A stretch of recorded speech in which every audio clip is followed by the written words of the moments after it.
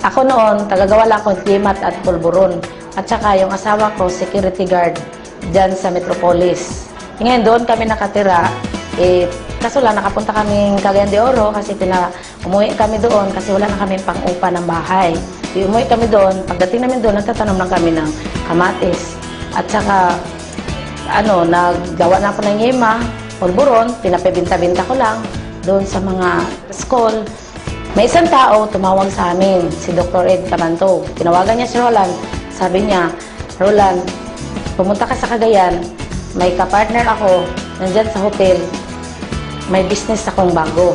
Si Roland din nagsabi sa akin, inutusan ko siyang magbili ng abono, fertilizer para sa kamatis namin. Ipagbalik niya, wala siyang dala.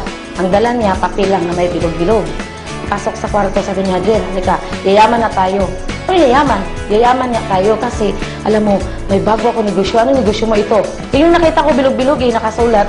Ano ba yung negosyo niya? Bakit bilog-bilog? Tapos huwag ka na maingay, basta yayaman tayo. Akong bahala dito. Nag-umpisa ako doon, nagbinta-binta lang ng gamot. Siyempre, binibintahan ko yung mga mayayaman. Kaya bininta ko kina Mayor, tapos kina Mama Marcia, Magallanes, sa Cagayan de Oro.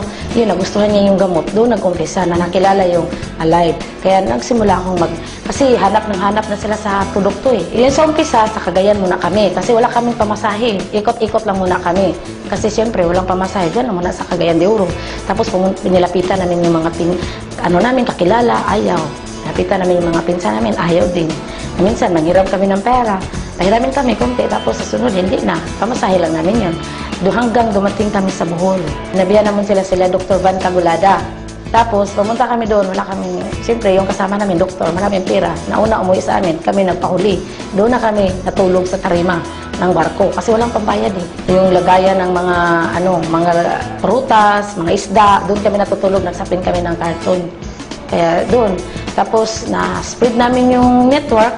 Dahil lumaki kasi nakarekot kami doon. Tapos, doon, ganyan. Tapos, nung ibang mga networker sa Bohol, pinuntahan namin na nagustuhan yung business, maganda. Tapos, product kasi yung namin, hindi yung business product muna. Pagkatapos, pumunta kami Cebu, pumunta kami Tacloban.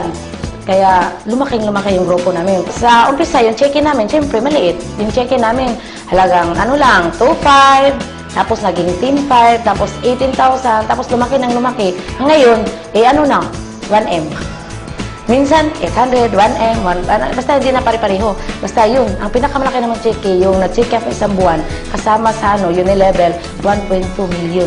Sa awa ng Diyos, marami na kami. Yung bahay namin sa Cagayan, 2. At saka may bahay kami, isa sa Bohol. Hindi maganda, at least may bahay kami.